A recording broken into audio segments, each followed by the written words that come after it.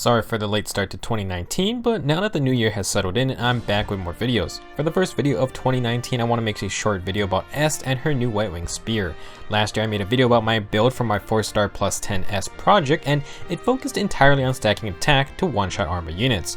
Well, as we will discuss, Est's new Whitewing Spear doesn't exactly deviate from the same idea, so I guess you could consider this a sequel. If you want to watch the old video first, I have links in the description and I'll link it at the end of this video too.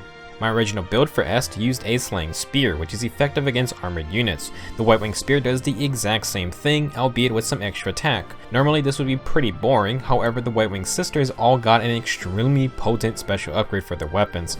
If the number of flying allies within 2 spaces is greater than or equal to 2, then Est gets plus 3 to all stats during combat, and if she initiates combat, she attacks twice. This upgrade is a reference to the Whitewing sisters' ability to initiate the Triangle Attack in their mainstay Fire Emblem games. In a similar fashion, you will need 2 other flying allies nearby and Est will get plus 3 to all stats.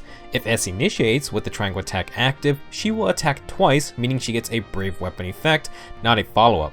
That means if Est gets an actual follow-up, she would then have the ability to quad attack. The Whitewing Spear is an absolutely devastating weapon with the Triangle Attack active. A full 16-hit weapon that can hit 2 times is extremely powerful, and Est has a great 35 base attack to make it work. That high base attack also benefits the armor effectiveness multiplier, and 2 hits on an armor unit in a row is almost unstoppable. The Triangle Attack isn't exactly easy to always activate, but if you can set it up, you're rewarded with a super powerful offensive maneuver. To showcase just how insane this weapon can be, I want to show some examples of a 5-star plus attack Est going up against a Heritors. This Est has a very simple build with the Whitewing Spear plus Death Blow 3. When attacking with Triangle Attack active, this Est reaches 63 attack total.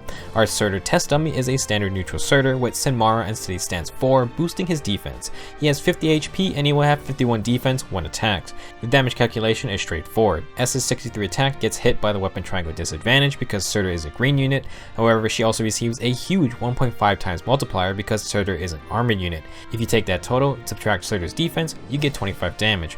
With Triangle Attack active, Est hits 2 times in a row, so you simply double this damage to get exactly 50 total damage, literally just enough to KO this Heritors.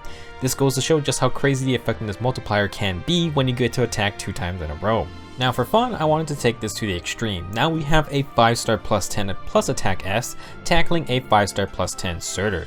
All we've added to Est is 4 extra attack for the plus 10 merges and a Hone Flyers plus 6 attack field buff. Now for Heritors, I've made a few tiny adjustments. Now he's rocking a plus defense nature, which together with the plus 10 merges gets him to 48 base defense. I've given him the Psycho Gifts refined with extra defense because this weapon grants 2 extra defense when attacked. City Stance 4 is paired with a close defense Sacred Seal for maximum defense stacking. Altogether, when Est attacks, this Heritors will have 68 defense and 59 total HP, which is just stupid.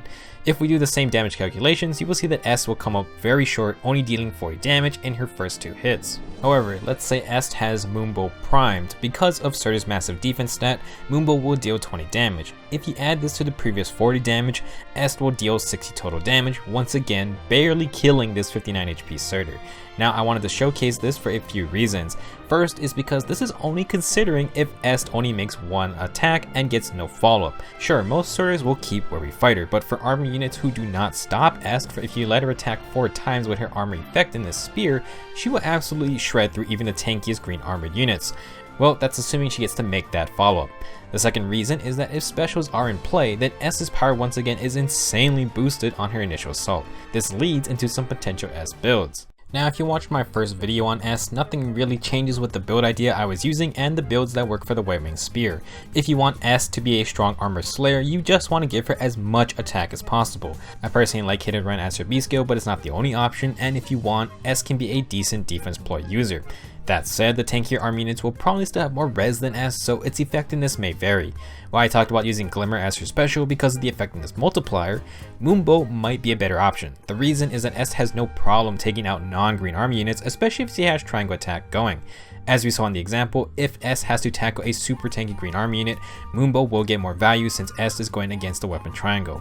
To help proc Moonbow more often, I think Heavy Blade is a great Sacred Seal here. The Triangle Attack lets S get 2 attacks in a row, and these are really strong hits since she has a full 16 might weapon and not an 8 might Brave Lance or even an 11 might Brave legendary weapon like Valencia's Amity sword. With such a huge emphasis on the attack stat already, S should proc Heavy Blade against most opponents. With the Brave effect, the first hit will charge Moonbow and then the second hit can unleash it. Now, there is a slight issue when facing guard, but S can always get special charges off another unit first before having to take down a tougher opponent. Now, if you're looking for stupid amounts of damage, then you can try to run a Desperation setup. Not even thinking about armor units, I'm pretty sure S can obliterate most units if she is allowed to hit them 4 times. While Fury is a common pairing for Desperation, it actually works with the Whitewing Spear quite nicely. Remember that the +3 to all stats works on both phases, meaning S can bait in enemies while she's next to her flying allies and still get the stat boost. With Fury 3, S will be getting +6 to all stats, and it definitely helps her if you need her to take a hit first. While S isn't amazingly fast, she can reach into the 40s with some speed buffs, and you can use speed ploy as well. Now the whole point of this setup is to hopefully pull off a quad attack thanks to the Triangle Attack's Brave effect. Unfortunately, lots of army units run Wary Fighter to mess up this build, so I wouldn't say it's going to be super dependable. That's why in my damage output example, I only looked at S's first 2 attacks. God forbid she actually gets to attack 4 times in a row and activate her special as well. S isn't very dependent on the potential quad attacks, she can do her job just fine with only those first 2 hits.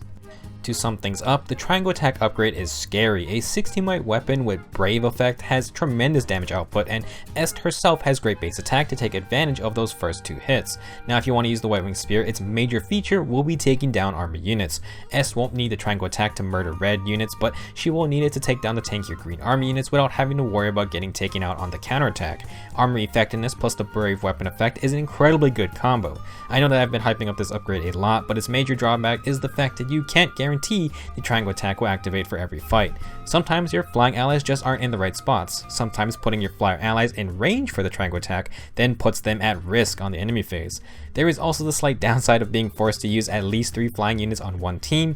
Obviously it's not a problem if you run Fire Emblem, but it still restricts the White Wings from unleashing their full potential if you want to use them in other team compositions.